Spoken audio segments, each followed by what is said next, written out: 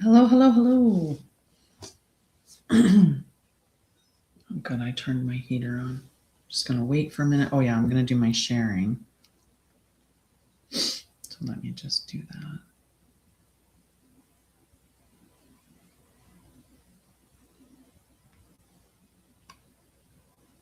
It's Sunday night. I'm just sharing to followers on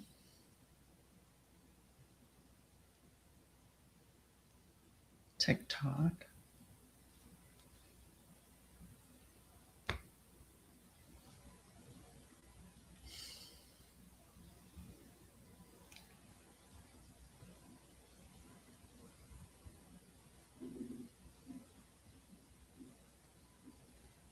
Hello, Boss Mama.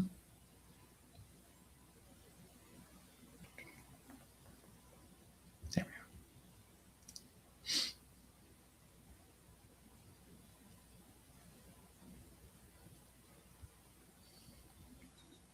Hello, hello. Okay, now we got to share on this channel. All right, this one's easier though. I don't know. There. Hello, hello. I'd have to have some tea. So we're going to be doing the celestial check-in, and I'm going to be doing a reading. So I'm going to do the energy check-in with this deck of cards, and this is a very special deck of cards because I created it. I drew all the pictures. It's a tarot deck, but it's an extra special tarot deck. Hello, hello. How are you? So I'm just going to check in on the energy of the collective. I'm going to shuffle it for a little bit because I've been labeling the backs of the cards. And I've got about half of them done. There's 93 in this extended tarot deck. What I did was I created a 5-element tarot deck. So this includes the ether element. So instead of just having the earth, air, fire, and water, this one also includes ether. Now you can choose to use it with that in it or choose not to. I choose to use it with it. So we'll see what the collective energy is. So I'm glad that it's shuffling up nicely for me right now because it'll give a moment. It'll allow the opportunity for those cards to mix back in. So I had them pulled out in in different orders, but we still know like whatever comes out, and that's what's meant to come out. So let's see what the collective energy is currently. We'll check in on Sundays and we'll do a check-in on Wednesdays as well. And then finally, we'll do a check-in on Saturdays because I decided after doing the live global meditation last Saturday, I decided that I'm going to have a global meditation every Saturday at 11 a.m. and 1 p.m. 11 a.m. Eastern. Sorry, 1 p.m. No, backwards. 11 a.m. Mountain, 1 p.m. Eastern. Okay, so that's what I meant by 11 and 1. I'm not doing 2. There's only 1. It'll be at 11 Mountain, 1 Eastern. Okay. Well, that's a good card to come out for the collective. It really is. So all of these images on the cards, I drew them. I drew them in Procreate, and then I took them into Canva so I could print them 3 per page. I printed them off and I glued them to all of the, like to the cardstock, and now I'm labeling them. This deck is really beautiful, and I wish I will find a way to show you some of the images of the deck in the way that they are, because this didn't print them as nicely as what the actual image is. And I think that I'm going to make at least the cards that are done that represent a specific zodiac sign. I think I'll have them available as prints. I may have other ones available as prints as well. We'll see. But I think it's something that could be requested for sure. this deck I'm going to have available as a Kickstarter at some point, so stay tuned for that. But yeah, so we're going to check in with the deck and we'll see what the collective energies are. Then we'll check with the celestial briefing and see what the living sky is doing this week. I do not follow traditional mainstream astrology. I go by what the living sky is doing. So wherever the sun actually is where I'm interested. All right, let's see what we have. Now, I'm going to give you a more full meaning of or reading of the cards than what, you know, at some point you get to do it a little more intuitively, a little quicker, but I wanted to just showcase some of the depth of what the book has to offer that goes along with the cards. All right, so the first card that we received for the collective is Death and Rebirth. And I'm just going to bring this up so that you can see it nice and close. I'm on 3 different devices broadcasting. So down here we have 2 TikTok channels, and then up here we have 2 YouTube and a Facebook. Okay, so on those 5 different channels. So this one here is the Death and Rebirth card, which is major arcana. Upright, it talks about transformation, rebirth, shedding old identities, that deep soul evolution. This is Scorpio energy, right? And Scorpio is that very deep transformational energy where it's really digging into the shadows. It wants to reveal the truths because it's only in revealing the truth that you can you can heal the shadow, or you can bring the shadow to light, right? You have to see it. You have to know what it is. So there's also this energy of embracing change, and that there is this end of a cycle that is leading to a new beginning. So Death and Rebirth reminds you that true growth requires surrender. Embrace the fire, let yourself be transformed, and trust that this is not an end. It is a powerful new beginning. Okay, so that's the energy of Death and Rebirth. So this would be an example of the card, of the print that would be available, I guess, that I would have available at the website, because that's one that's a zodiac sign. Okay, so the next card that we received was the Tower. So we've got Death and Rebirth in the Tower, which is a lot of this, you know, this very strong energy. And we're seeing so much of this going on in the collective, right? There's a lot of chaos. We can't fix something if we don't know it doesn't exist, right? If we're not aware of the existence of something, how do we know to change it? So all of this stuff that's being brought to light now, and the chaos that is coming about because of that being brought to light, we need that. We need that so we can reflect upon it and go, wait a second, we don't want this. This isn't the way that we should be living. This isn't the way, you know, this isn't humane. This isn't living in harmony with all life, right? There's many of us that are awakening to unity consciousness, and, you know, we're awakening to the concept that we are all one. And within that being all one, we know that what I do to me harm, you know, if I'm harming me, I'm harming the planet. If I'm harming the planet, I'm harming other people. It's this whole cycle thing, right? It's this everyone being connected. So the Tower is an opportunity for, and sometimes it can be sudden change, and it can be chaos, as this one was talking about, right? Was embracing that, shedding of that moving through that chaos. So this is in the like in the upright position, right? This is the destruction of illusions. This is revelations being brought forward. This is breaking free. It's awakening and forced transformation. And a lot of us are getting that.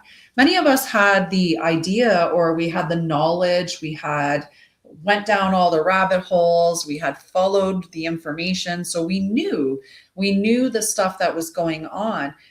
So we were aware beforehand. But there's a lot of people where this chaos that's going on around the world is what is necessary and required to awaken them.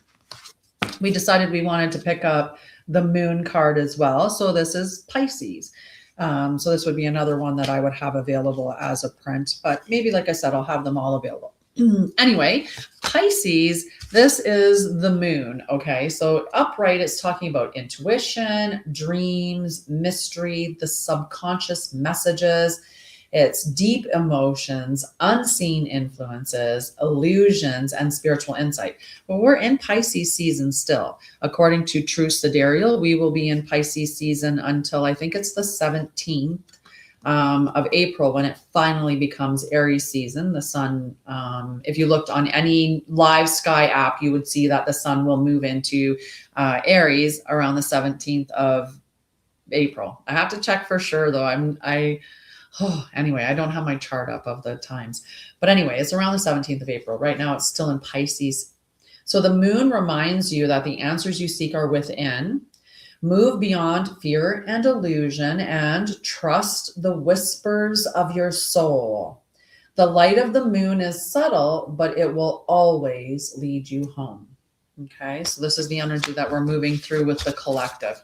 Okay, so it's time to go within, right? If you need to learn some practices to help to regulate your nervous system, to disconnect from the, the chaos that's out there. Hi, Zito, how are you?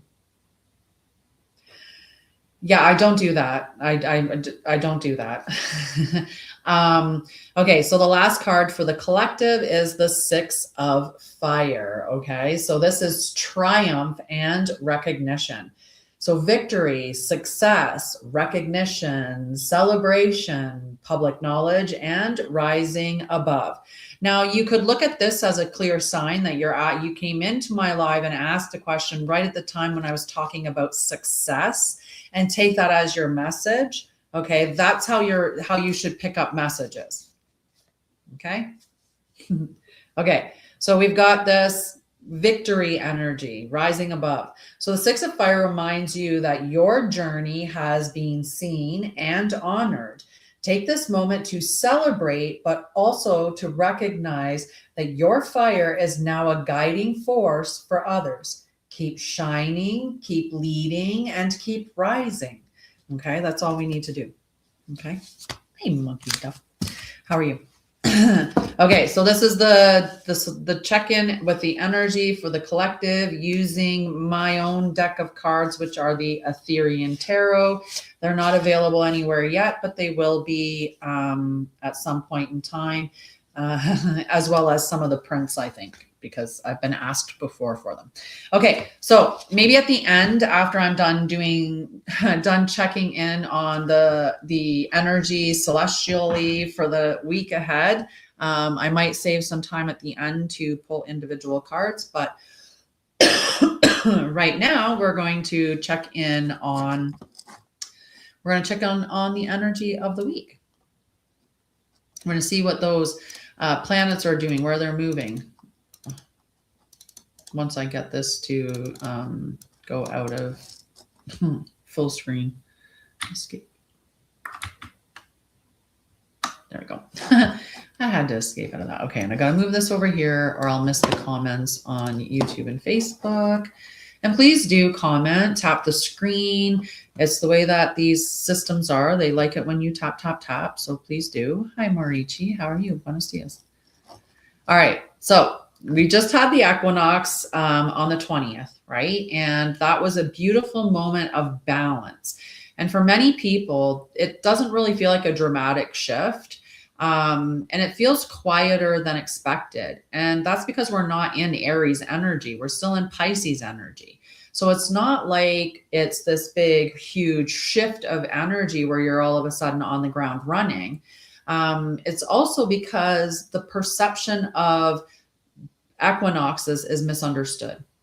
And it's because this is a moment of realignment. We're looking to balance and find harmony within our lives, using the equinox as that guiding moment. What things aren't in alignment for us? And that makes us do things so that we can pull ourselves into alignment. And it doesn't have to be loud. It does not have to arrive with force, and it does not need to demand your attention, although sometimes it does.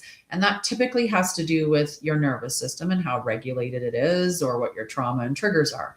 The more that you are dysregulated, or the more traumas that you haven't dealt with, then the more likely that realignment will be loud, because understanding the things that aren't aligned for you can sometimes come through with conflict.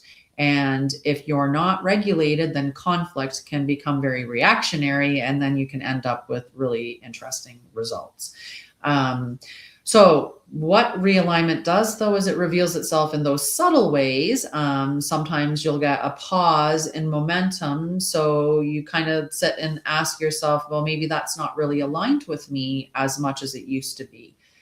There could be a questioning of direction where you're sitting there thinking, I was about to launch that course, but you know what? I think I'm going to do something differently, whatever it is, right?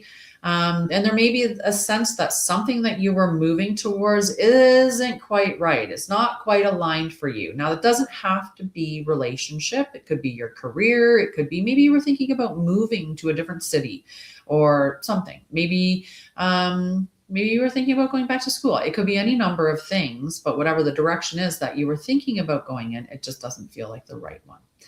And the equinox is not where everything changes. It's just where the system resets. It's the even balance of light and dark. And now in the Northern Hemisphere, we're experiencing more and more light as the days progress. So this is where we bring the field back into balance. And from that balance, the direction begins to become visible. Okay, so we'll know where we're going to head from this moment.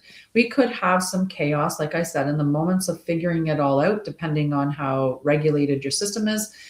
And then once you make the clarity, you can step forward. And it doesn't necessarily mean that those little chaotic bumps are going to destroy everything completely. It just may shift the direction or shift the relationship or shift the intention or, the long-term goal.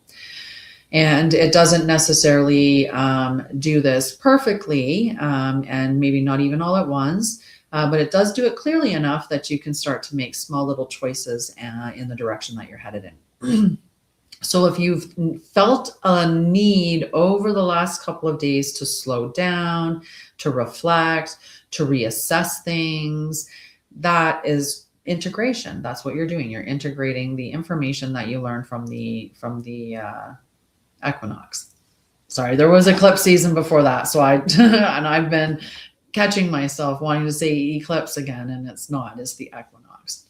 All right, so we're going to talk about the roll call, and the celestial roll call is where we're just going to go through where the planets are in the alignments right now. So what is the actual living sky doing? And when I mean this, if you grab the Live Sky or Stellarium or one of those apps and you open it up, you're going to see that the sun is in Pisces. You're going to see that Mercury is retrograde in Aquarius. You might not understand that if you haven't been watching the app, because you have to know that it passed Aquarius into Pisces and then came back into Aquarius, and that's how it's retrograde. But you'd also see that Venus is in Pisces, Mars is in Aquarius, and Saturn is in Pisces. The moon in the next week is going to progress from currently in Taurus into Gemini and then into Cancer. So what this tells us is that we're in a very specific kind of field. There is water, there's reflection, and there is review. And there's also a shift happening through the moon that moves us from grounding into thinking and into feeling. So this is not a week for immediate clarity. It is a week for layered understanding. Okay, so we're grounding right now, thinking in the next day too, and then at the end of the week, we'll go into that feeling space. Okay, so what did the equinox actually do? Let's talk about this. So I like to add a teaching segment, sometimes a couple, within every episode that I do with every live. So what the equinox actually did. So there's a common misunderstanding or common expectation, I guess, that something like the equinox should give you answers, right? That something suddenly becomes clear. It's like that expectation that you might have with every new moon, that's an opportunity for manifestation, but that's not always the case. So that's not how these cycles work. What the equinox did not. The equinox doesn't reveal answers. Sorry, I lost my train of thought. Does not reveal answers. It reveals imbalances. And it helps you to reset the field. So find out where that harmony lies within your field, within your life. So now we get to see what actually remains when things come back into alignment. And this is where most people become uncomfortable because that's when clarity begins to show what's not working. And so what we're moving through right now is the transition between 3 phases. 1, the revelation of what was shown during the eclipse. 2, stabilization of what the equinox is rebalancing. And then direction. What begins to emerge now? And that direction doesn't come from urgency. It comes from seeing clearly exactly what is true after all that noise settles. Okay, so that's what we're working with, as those energies. Is anyone experiencing that? Am I the only one that's experiencing that little bit of like revelations right now that are, it's bringing some clarity for sure. But clarity doesn't always feel good. Sometimes it's uncomfortable. Sometimes it reveals things painfully.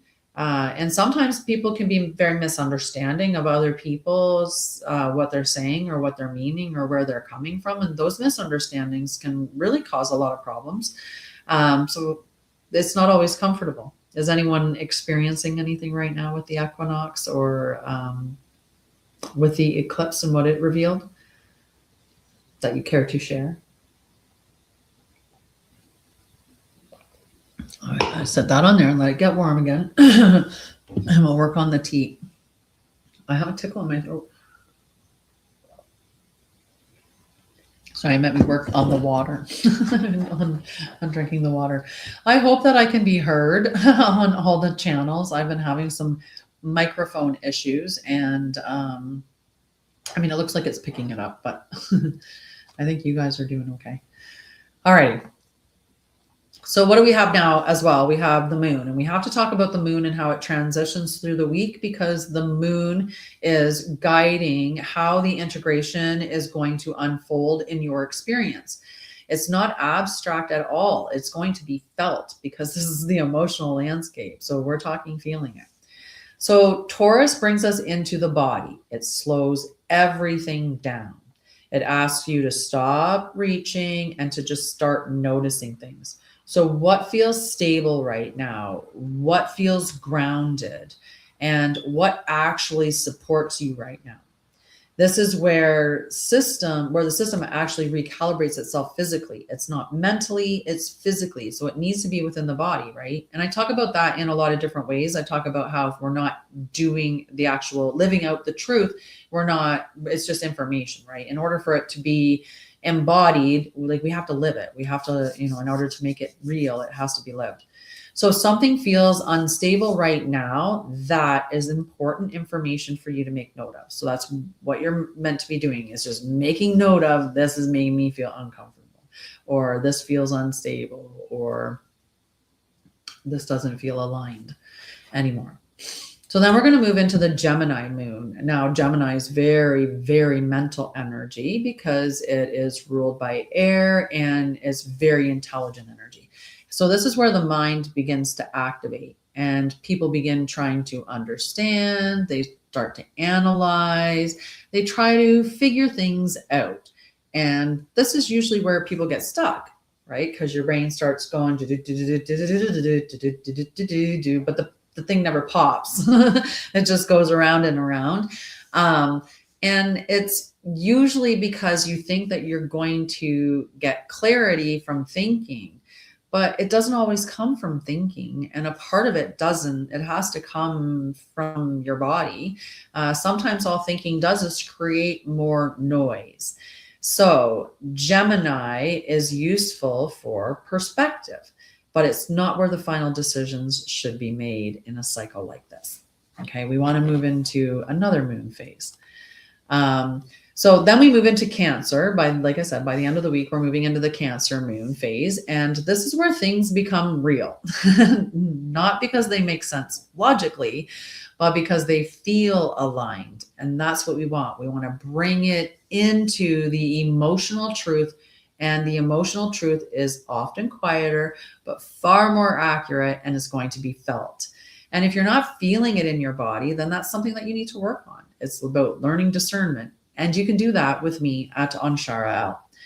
But this is where our decisions will begin to settle, is around the time of the Cancer moon. And we'll be like, okay, that's the decision that we need to make going forward.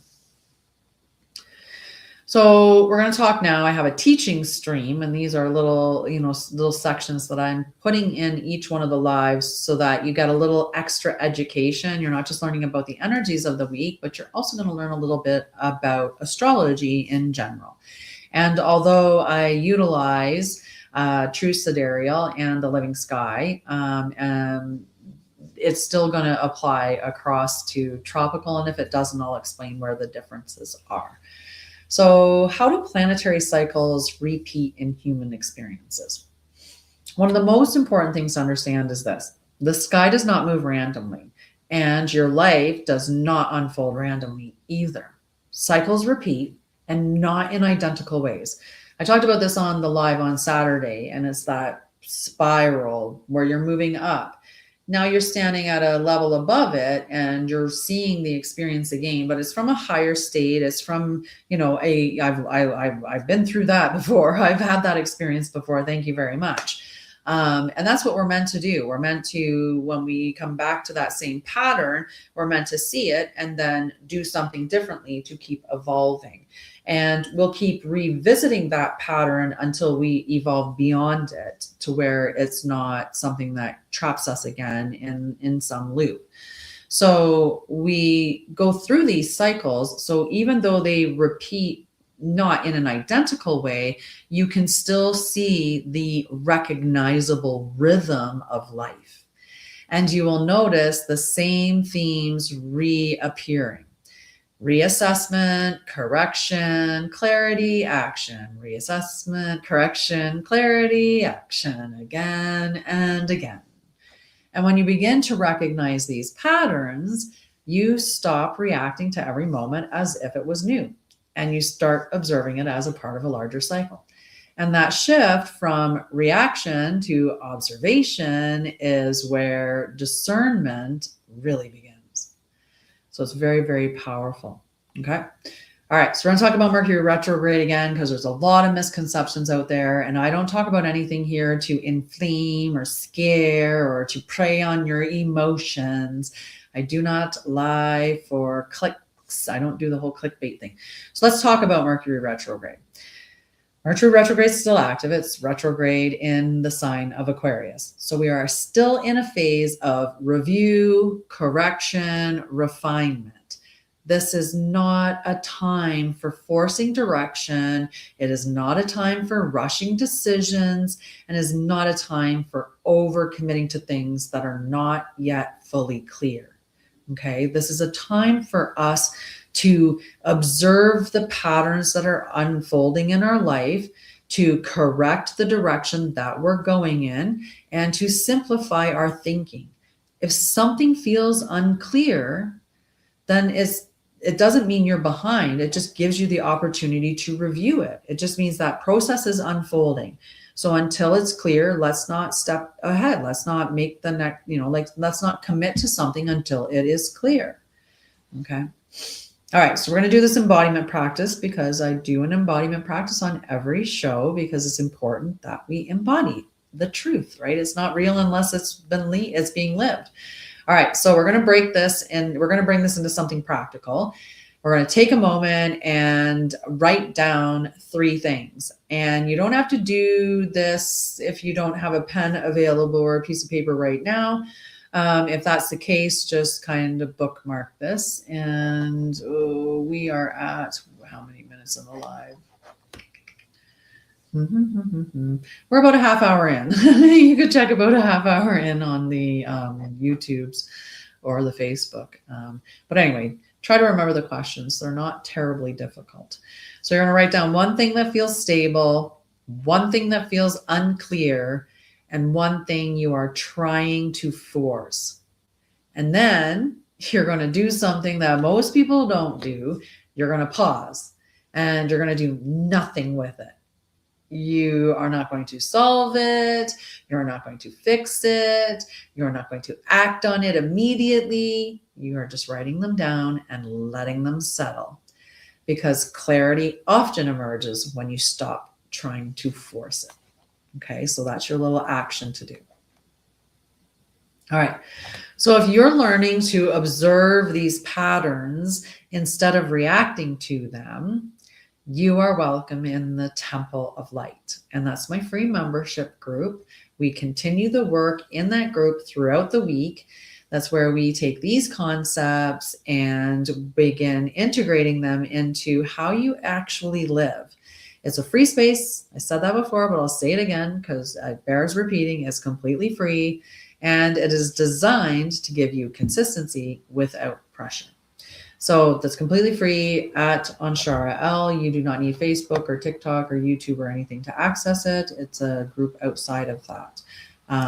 But you can check it out, like I said, at the website, which is linked in my profile. So the equinox did not push you forward. It brought you back into balance. That's all it's doing. And from this balance, the direction is going to begin to emerge. And not all at once, but clearly enough that you no longer need to force it. Okay? Hi, Mariti. So where clarity deepens, direction becomes visible. Continue walking the sky with awareness. How are you doing, Marichi? Would you like a card? Hi, monkey. Would you like a card, monkey? These are my very own special cards. I drew every single one of these pictures, and I'm super proud of myself for completing this whole entire project from beginning to end.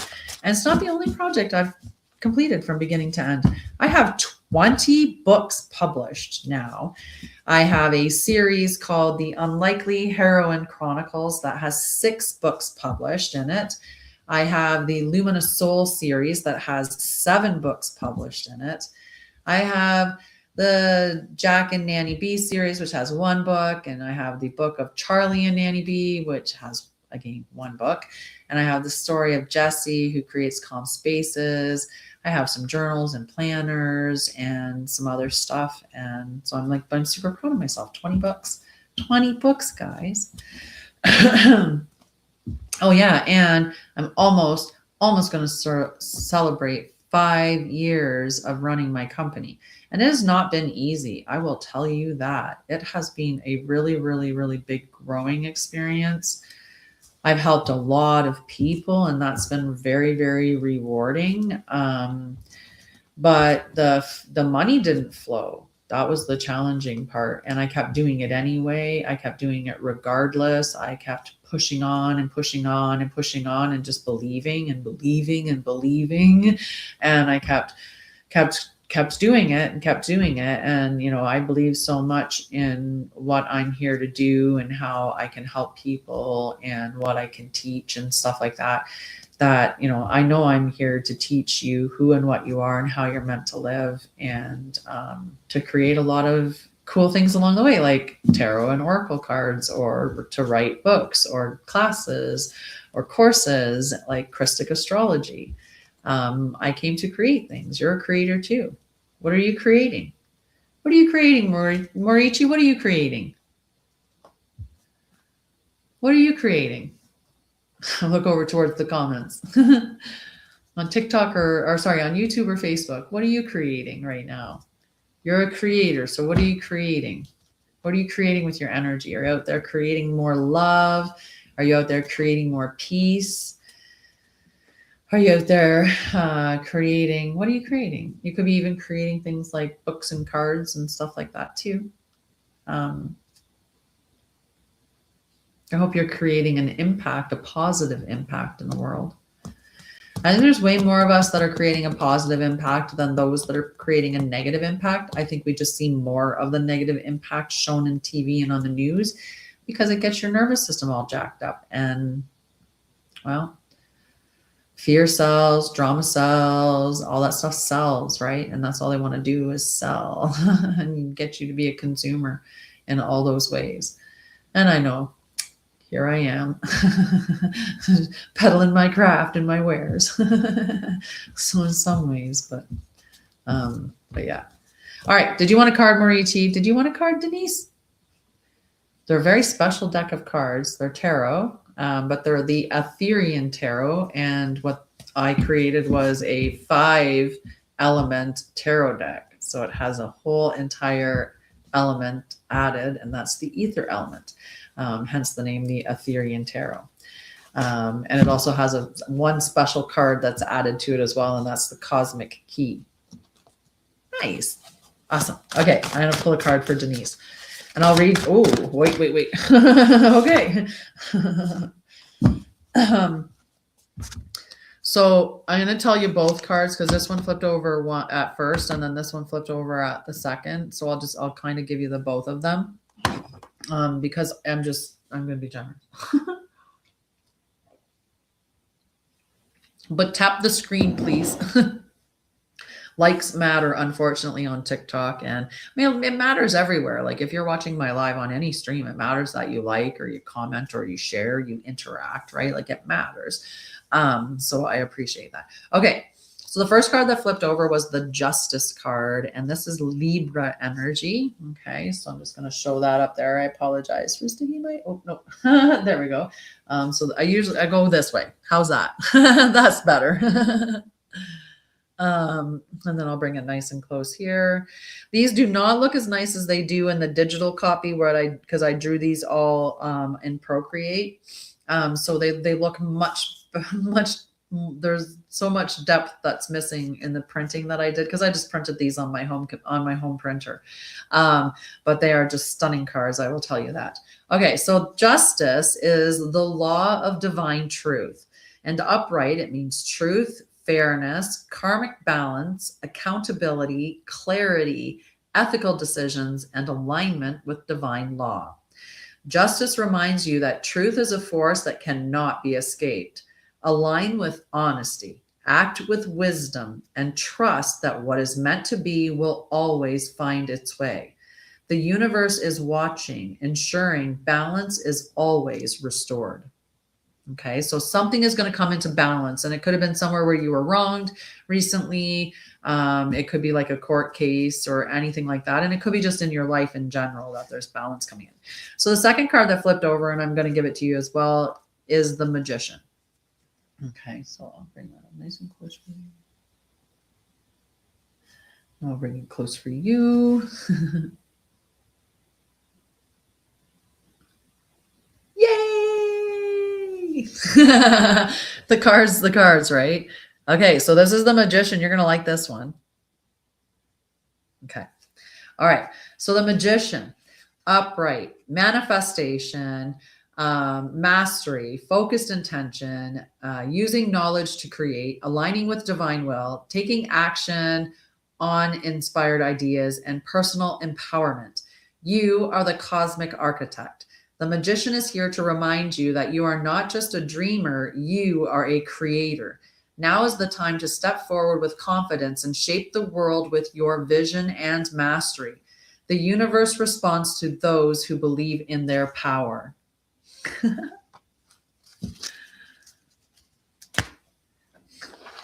It's perfect. I think it's the perfect card for you.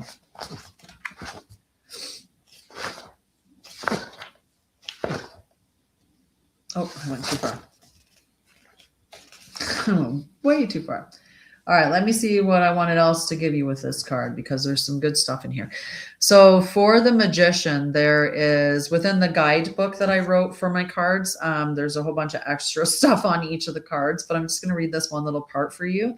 So the guidance for aligning with I showed you the wrong card. I tucked it under.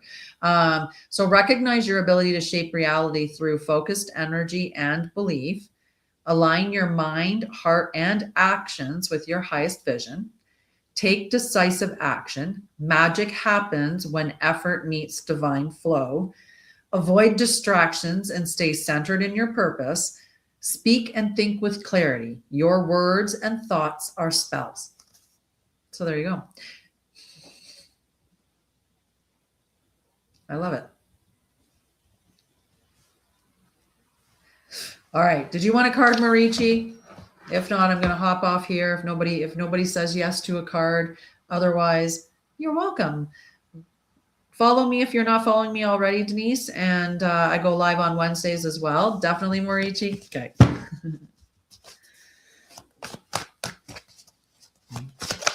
And I get a good card for Marici, please. Here. The message. Ooh. All right. So this is the 8 of Air. And I'll show you close here. And then we'll show you close here. And then we'll bring it back down here for Marici. The Eight of Air is the illusion of restriction. The upright position is feeling trapped, self-doubt, overthinking, external influence, and false restrictions. The Eight of Air serves as a powerful reminder that freedom begins in the mind. The obstacles you face may not be as solid as they appear. Challenge them, shift your perspective, and step into your power. You are not truly trapped. You are ready to soar.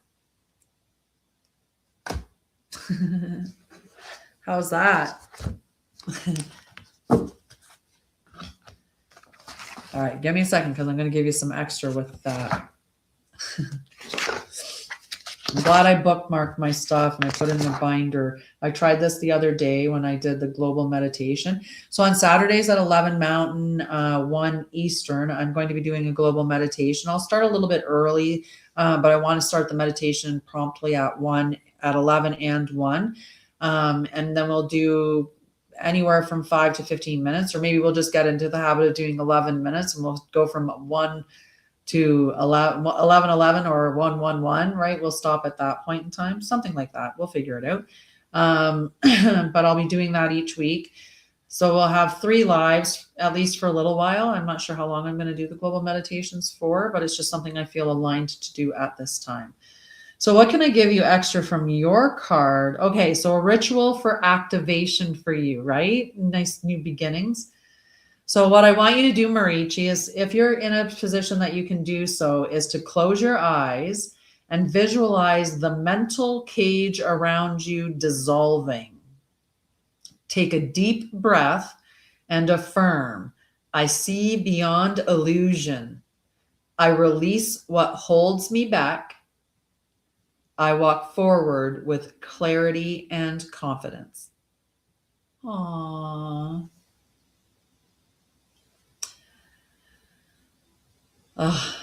That's powerful. Powerful numbers for sure.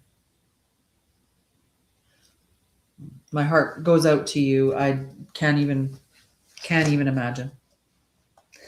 Having 2 sons and 2 grandsons, it's something that I didn't know how I would ever make it through if it happened. So my heart goes out to any mom that has had to experience that, any father, any parent at all that has had to experience that.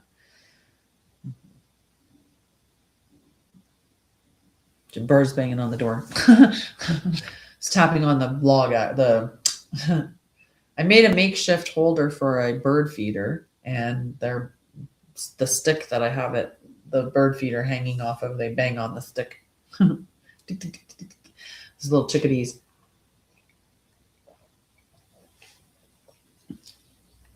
Okay, so we know what we're going to do with this week. We know what the energy is. We know what the energy is for the collective. We saw that. We got the death and rebirth card. We had the tower. We had the tower card, the death and rebirth. So it was all about these changes and the chaos, and that chaos is what we need because we need to see what's wrong in order to change it.